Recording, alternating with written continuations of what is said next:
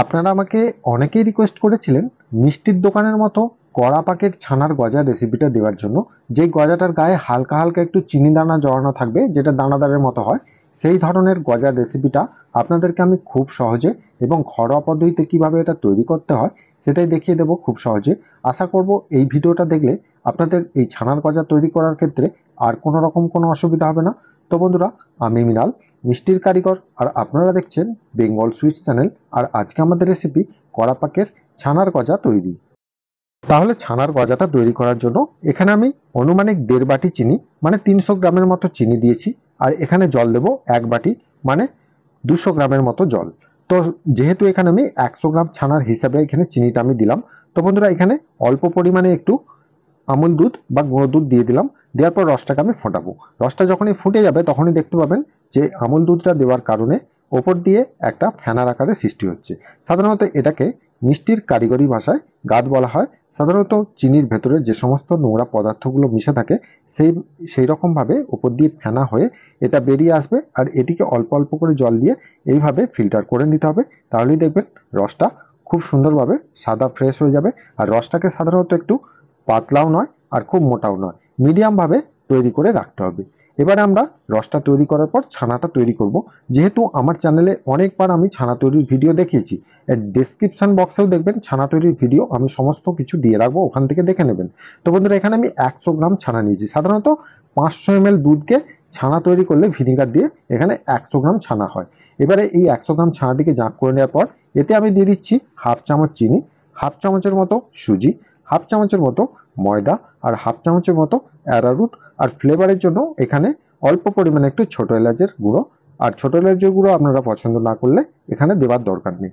তো বন্ধুরা, এই সমস্ত উপকরণগুলো ভালো করে দিয়ে একবার মেখে নিতে হবে। তো বন্ধুরা, এই সমস্ত ভালো করে উপকরণগুলো আমি কিন্তু ডেসক্রিপশন বক্সে সমস্ত কিছু গ্রাম হিসাবে দিয়ে দেবো, যাতে আপনাদের সুবিধা হয়। এইভাবে ভালো করে মেখে নেওয়ার পর মিনিমাম 2 থেকে 5 মিনিট ভালো করে এইভাবে হাতে তালু করে মেখে নেবেন। মেখে নেওয়ার পর এই যে ডিশটার ওপরে আমি রেখেছিলাম, ছানাটা করছিলাম, সেটাকে আমি উল্টে দিলাম। উল্টে দেওয়ার পর যে ছানার গামছাটা করে আমি ছানাটা কাটিয়েছিলাম, সেই ছানার গামছাটি ওই ডিশটার ওপর দিয়ে ভালো করে আমি মুড়ে দেবো। এতে করে গজাটা কাটতে খুবই সুবিধা হবে।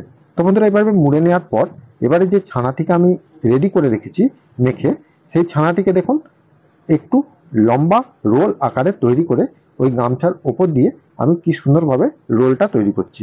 রোলটা সাধারণত খুব বেশি সরু নয়, মিডিয়াম আকারে করবেন। এইভাবে রোলটা হাতে করে সমান করে করে নেবেন। করে নেওয়ার পর দেখুন মাথাটা একটু হালকাভাবে একটু প্রেস করে দিচ্ছি, তাহলে গজার শেপটা কিন্তু ভালো হয়। খুব সিম্পল ভাবে আমি দেখাচ্ছি বন্ধুরা, দেখে নিন আপনারা। এইভাবে করে নেওয়ার পর এবার একটা ছুরি করে প্রথমে যে সাইডটা কিছুটা ছাঁট থাকে, সেই ছাঁটটাকে আগে বাদ দিয়ে দিলে তাহলে গজার প্রত্যেকটা শেপ কিন্তু সুবিধা হবে, ভালো হবে দেখতে। তো বন্ধুরা দেখুন, গজাটি যখন আপনারা কাটবেন তখন কিন্তু মাঝে মাঝে একটু ছুরির গায়ে একটু তেল মাখিয়ে দেবেন, তাহলে কি হবে, গায়ে কিন্তু ছুরির গায়ে কিন্তু লেগে যাবে না। তো বন্ধুরা, এইভাবে কিন্তু প্রত্যেকটা সমান মাপ করে এইভাবে কেটে নিতে হবে। আমি এখানে 100 গ্রাম ছানা দেখাচ্ছি। তো বন্ধুরা, এখানে 500 গ্রাম দুধের ছানা তৈরি করেছি ভিনিগার দিয়ে। যেভাবে ছানা তৈরি করে, খুব সিম্পল একটা ছানা তৈরি করার ব্যাপার। আমি কিন্তু ডেসক্রিপশনে এই ছানা তৈরি করার ফুল ভিডিওগুলো, যে যে ভিডিওতে ছানা তৈরিগুলো আছে সেই ভিডিওগুলো আমি দিয়ে দেবো, আপনারা ওখান থেকে দেখে ছানাটা তৈরি করে নেবেন। এবারে দেখুন আরেকটা পদ্ধতি আমি দেখাচ্ছি। ছুরি করে কেটে আমি গজা করলাম। এবারে যে ছাঁটটা আছে সেটা দিয়েও কিন্তু হাতে করেও গজাটা শেপটা আনা যায়। এইভাবে পাকি নিয়ে এভাবে একটু লম্বাটে করে বুড়ো আঙুলে করে টিপ দিয়ে আর সুন্দরভাবে কিন্তু একটা গজার শেপও কিন্তু আনা যায়। আপনারা যদি ছুরি করে কেটে অসুবিধা হয় তাহলে হাতে করে এইরকম চৌকো আকারের একটু গজার শেপ তৈরি করে নেবেন, তাহলেই কিন্তু গজাটা সুন্দরভাবে হয়ে যাবে। আর গজাটা কেটে নেওয়ার পর একটু হাতে করে সাইডগুলো একটু হালকা প্রেস করে দেবেন, তাতে কি হবে, যা গায়ে যেগুলো উস্কো খুস্কো থাকবে সেগুলো সমান হয়ে যাবে, দেখতেও ভালো লাগবে। এবারে যে রসটা আমি রেডি করে রেখেছি, সেই রসটা ফুটন্ত হয়ে গেছে। সেই ফুটন্ত রসের মধ্যে আমি কিন্তু এই প্রত্যেকটা গজা একটা একটা করে আমি দিয়ে দিচ্ছি।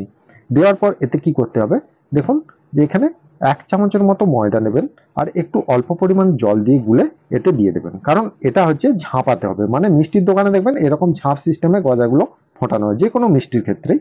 তো বন্ধুরা, এইভাবে ঝাঁপাবেন। মিনিমাম এটা সময় লাগবে 30 থেকে 35 মিনিট। এখানে দেখুন 5 মিনিট ফোটার পর এখানে গজাগুলো কিন্তু একটু জেগে যাচ্ছে, মানে উপর দিকে ভেসে যাচ্ছে।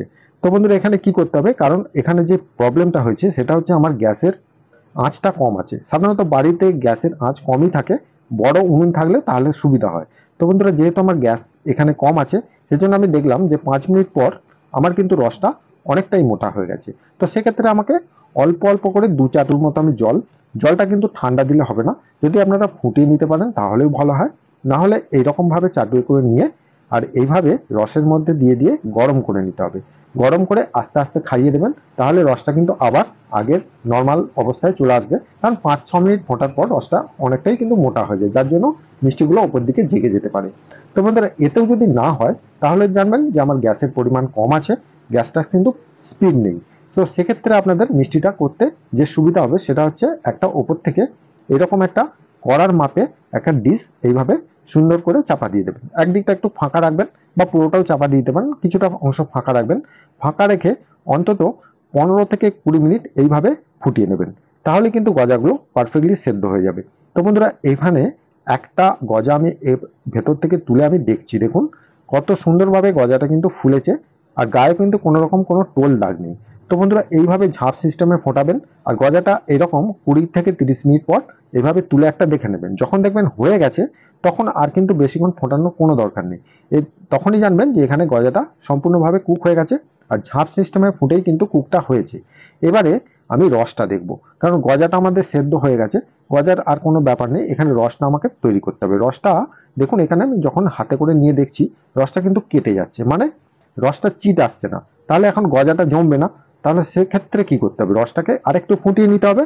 আরেকটু যদি আমি 5 মিনিট যদি ফুটিয়ে নিই তাহলে দেখবেন চিটটা এসে গেছে। দেখুন আমি 5 মিনিট ফোটানোর পর হাতের আঙুলে করে যখন নিয়েছি, দেখুন সরু সুতোর মতো একটা লম্বা হয়ে কাটতে কাটতে অনেকটা টাইম নিচ্ছে কাটছে, তাহলে জানবেন যে এখানে রসটা কিন্তু পারফেক্ট ভাবে রেডি হয়ে গেছে। আর এই মোটা রসেই কিন্তু গজাটা জমে যাবে, গায়ে চিনি দানাটা আসবে। আর এইভাবে কিন্তু হয়ে যাবার পর আপনারা গ্যাসের ফ্লেমটাকে অফ করে দেবেন, দিয়ে এইভাবে চাটুয়ে করে অনবরত নাড়বেন। নাড়লে কি হবে যে এখন তো গজাগুলো ফুলে আছে, রসের ওপর দিকে ভেসে আছে, তো সেক্ষেত্রে আপনাদের গজাগুলো কিন্তু বসে যেতে পারে। যদি আপনারা এইভাবে কিছুক্ষণ নাড়েন, 5-7 মিনিট যদি নাড়েন, এরকম খুন্তি করে নাড়বেন, যদি চাটুয়ে করে অসুবিধা হয়, নাড়তে নাড়তে দেখবেন যে গজাগুলো কিন্তু অনেকটাই রসের ভেতরে ডুবো ডুবো হয়ে যাচ্ছে, মানে উপরে যেটা ভেসে ছিল সেটা কিন্তু আর হচ্ছে না।